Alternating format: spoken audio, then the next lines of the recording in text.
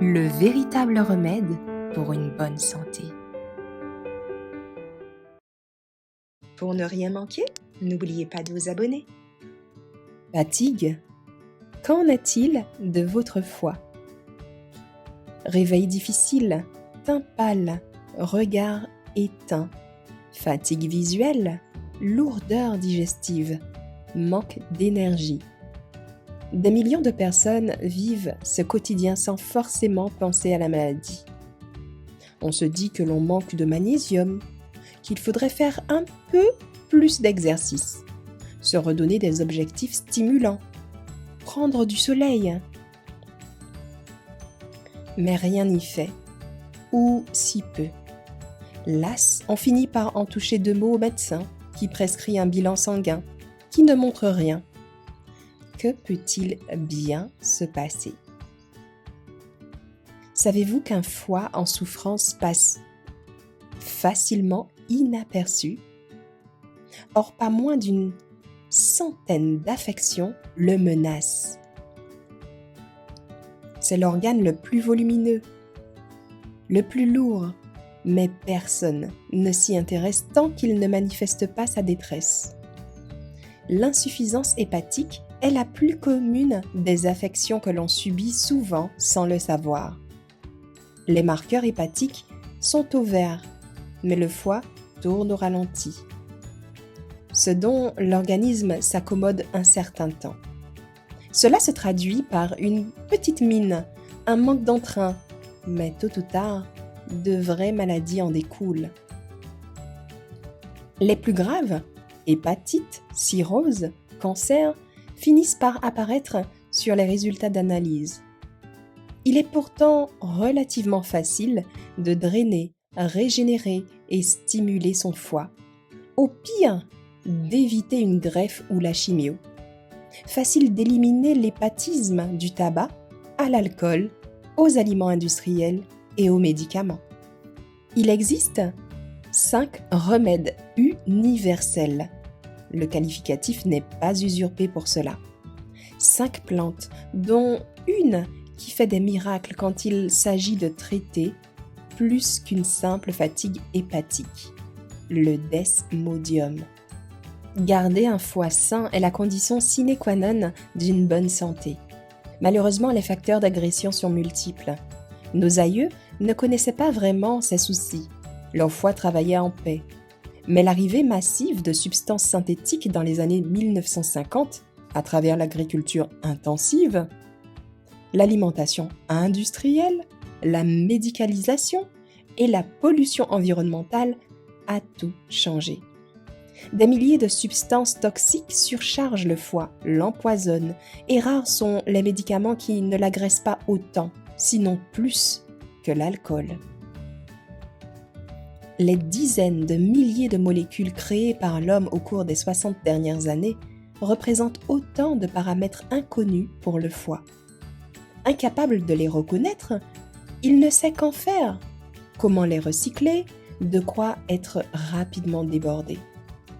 Comment dans ces conditions ne pas tomber en insuffisance hépatique ou faire un foie gras, stéatose, gros et sensible au palpé? Comme si cela ne suffisait pas, on mange plus de calories, donc plus de travail pour le foie, de façon irrégulière, intempestive, sans tenir compte des rythmes du chef de notre santé. En matière de santé, le foie est le général des armées. Sa mission suprême est de réguler la circulation du sang et la répartition de l'énergie. Il agit comme une éponge, stockant ou restituant le volume sanguin au gré des besoins de l'organisme. En phase d'activité, il libère du sang pour nourrir les muscles. Au repos, il rappelle le sang pour le filtrer en éliminer les déchets. Lorsque le foie est équilibré, les muscles et tendons sont souples et toniques. À l'inverse, des contractures, des raideurs, des crampes, des tendinites peuvent être signes d'un foie en souffrance, lequel se manifeste aussi par des altérations de la vision, allant de la fatigue visuelle chronique à la myopie. Le foie est également une éponge dans le domaine des émotions. Il encaisse les sollicitations extérieures et son état conditionne fortement la manière dont nous y réagissons. Un déséquilibre du foie et de son associé, la vésicule biliaire, peut entraîner des troubles émotionnels significatifs. Une énergie du foie en excès provoque l'irritation, de l'impatience, de l'agitation et une colère exprimée pouvant aller jusqu'à la tyrannie. Au contraire, un état vide du foie produit l'indécision, l'anxiété, la frustration. Un foie en bonne santé produit un jugement et une volonté sûre et réduit le risque de se faire la bile pour rien. Pourquoi l'astuce de la bouillotte fonctionne toujours? On l'ignore souvent, mais le foie est soumis à un mouvement rotatif permanent d'une amplitude d'environ 2 cm et au rythme d'un cycle de chaque minute. Le foie bouge en permanence, s'automasse sous l'effet du diaphragme. Et ce mouvement est indispensable à la bonne circulation de la bile, du sang et de la lymphe. Mais pour que ce mouvement puisse se faire, le foie a besoin de place. Le foie est également un acteur majeur de la thermorégulation du corps, un vrai radiateur.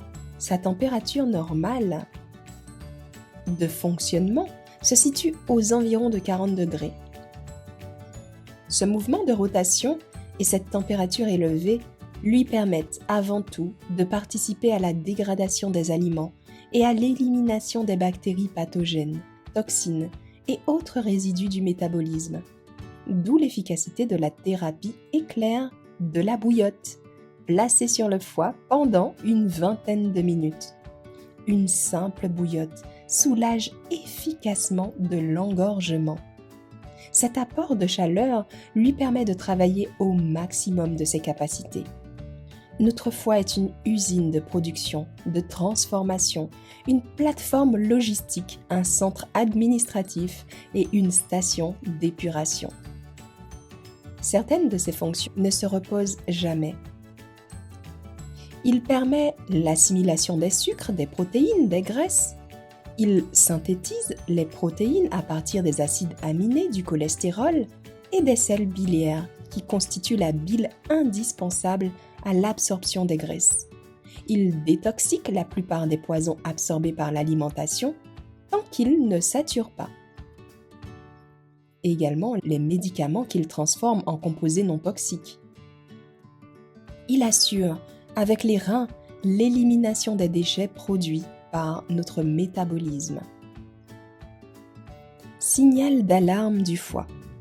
On sait aujourd'hui que chaque moitié du foie peut se régénérer en un foie complet.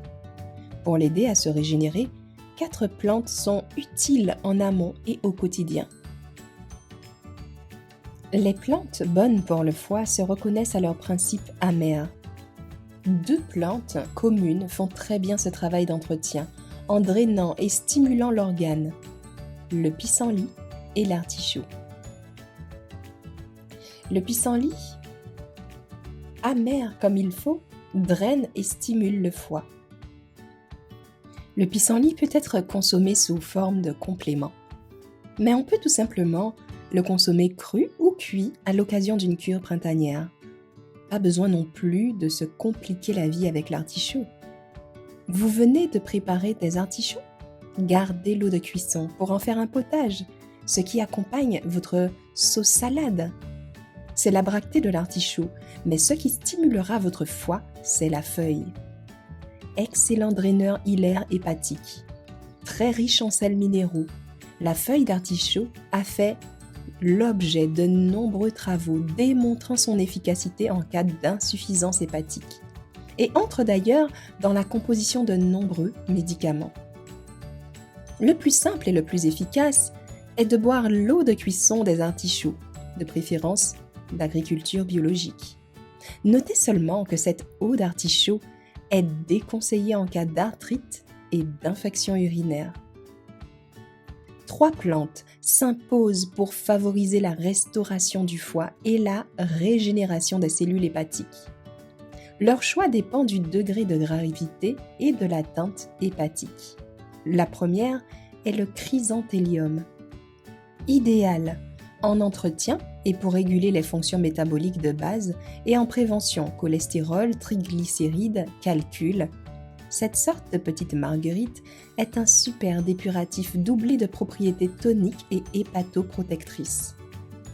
La deuxième, le chardon-marie, est la plus adaptée à des situations de crise, de la crise de foie aux hépatites virales aiguës, voire la cirrhose. C'est aussi une solution pour éliminer les effets secondaires de la chimiothérapie. Non seulement le chardon-marie protège les cellules du foie, mais il stimule aussi leur renouvellement. Il s'agit de récupérer d'un excès alimentaire. Quelques gélules ou des tisanes suffisent. En cas de troubles graves, il faut évidemment bien plus que des tisanes. Les gélules de chardon-marie peuvent convenir, mais les dosages doivent être assez élevés pour donner des résultats dans les troubles sérieux. Il en va de même pour le remède hépatique suprême, le desmodium.